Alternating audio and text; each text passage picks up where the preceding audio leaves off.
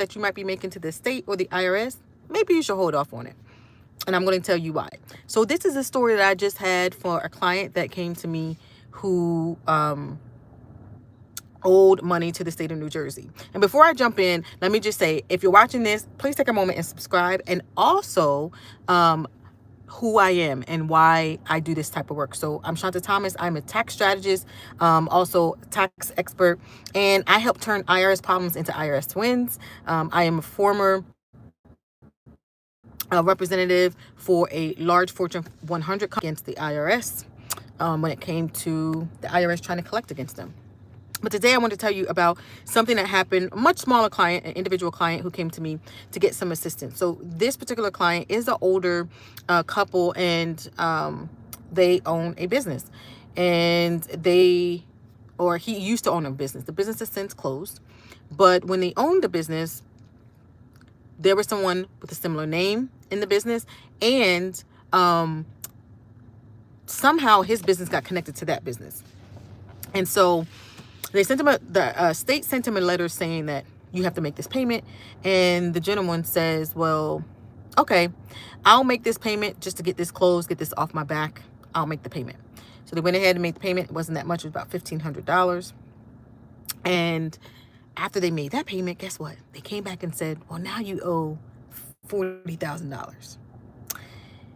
And so he was like, well, I can't make that payment. And so he reached out to me for me to assist him. And so I have been assisting him. The big issue in this particular case is, number one, he never owed the $1,500. So had he not paid the $1,500, they likely wouldn't have come after him to say you owe 40. They started coming after him saying you owe 40 because he paid the $1,500. And so then they started associating him with this business that he really is not associated with. The business has nothing to do with him. It's not his business. He is not responsible for that business. And so now my job is to help unwind all of this, to make sure that they see that he is not responsible for this other business, and make sure that he can get his money back. Of course, they said they don't want to give him his money back. And the reason they don't want to give him his money back is because he paid. So I'm saying all this to say, if you owe money to the state, if you owe money to the IRS, before you go paying, make sure you actually owe the money. Because if you don't make sure you actually owe the money, what'll end up happening is, if they can get a little bit out of you, then they're going to try to get more out of you, and more out of you, and more out of you, and more out of you. And that's exactly what happened with this client. So he paid $1,500 that he didn't owe, and now they're saying he owes $40,000 that he also doesn't owe. Now he has to pay me so that I can go in and try to unwind all of this. But if he had just started with working with someone in the beginning so that they could tell him, hey, you actually don't owe this, don't make a payment to them, let us address it, let us show that you actually are not affiliated with this other business, even though there's a same name there, then he wouldn't have been in this situation. So I'm helping him out. Again, he's an older gentleman. He's actually retired. He closed the business a few years ago, and they're just now addressing these issues from 10 years ago.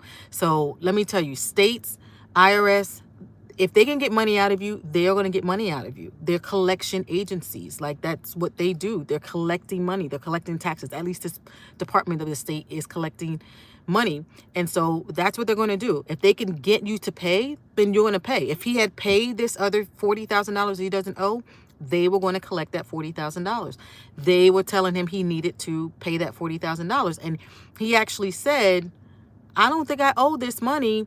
And he said he felt like they were threatening him and that he needed to make the payment. He said someone told him he was going to jail if he didn't make the payment.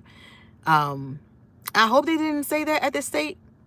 But if they did say that, that's a bit problematic. They shouldn't be saying those things. One thing I can tell you for sure is, if you owe and then you hire a representative like myself, I always find that the state and the IRS's tune changes once you tell them that you are being represented. So if you tell them, hey, I'm being represented, here's my representative, here's their power of attorney to represent me in this particular tax case, their language always changes. So they go from you owe this and being very like dogmatic about trying to collect it and kind of scaring you, or the scare tactics. They go from that to okay, well, these are the actual laws. But that's because, at least in my case, I understand what the laws are. So they might be able to tell you something because you may not be aware. But me, I know that that's not how it works. So I will push back on that.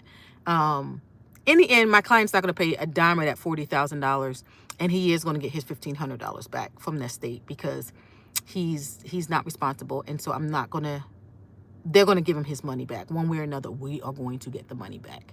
So I'm just here to tell you, if you owe something to the IRS, if you owe something to the state, make sure you don't just go and pay it blindly. Make sure you actually owe it.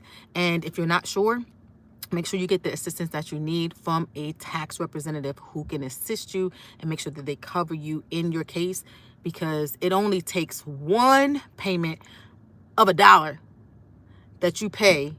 And even if you don't owe it, you're going to find that state or that IRS agency, whoever it is, are going to then start requesting you pay more and more.